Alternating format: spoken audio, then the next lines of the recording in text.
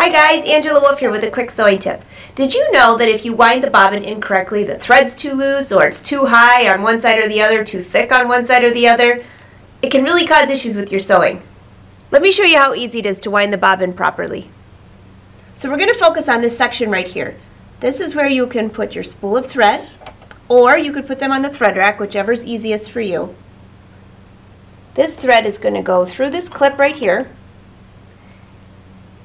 and then it goes around this area. So I actually went around and back.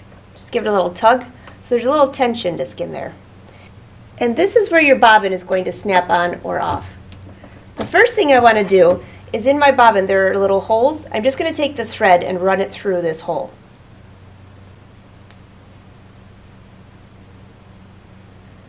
After the thread is run through this hole, just go ahead and place your bobbin, snap it into place. And this knob right here, this needs to go into place. This is what tells the machine that you're going to use the bobbin.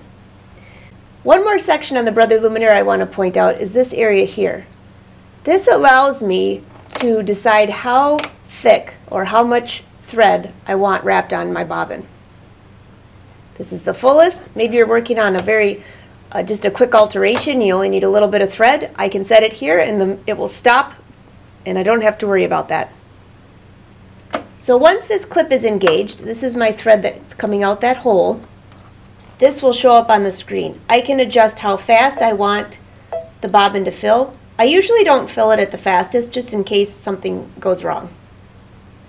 I can click Start or OK. One more thing I want to point out is you're going to want to put a thread cap over the end of this so the thread doesn't come off flying. This thread cap is too big. Ideally, you want the thread cap to be narrower than this circle here so the thread does not get caught on it as it goes by. So here's one that's a little bit smaller, and that should hold it in place.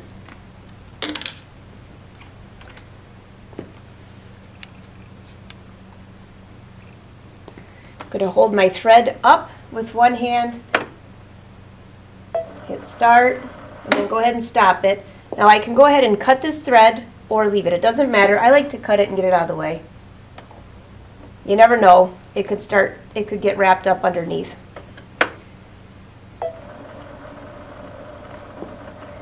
And I have it set to the narrowest setting.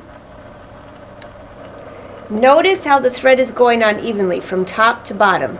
That's very important. If that's not happening, stop right away and start over. And it looks like it stopped. Just a portion of the thread is on here. Let's see. Just a little bit of thread to do my project. And that's how easy it is to thread a bobbin. Again, if you notice that the thread is not going on evenly, start all over. Just rip the thread off. You'll save yourself a lot of hassle later on. Again, I'm Angela Wolf. Until next time, happy sewing.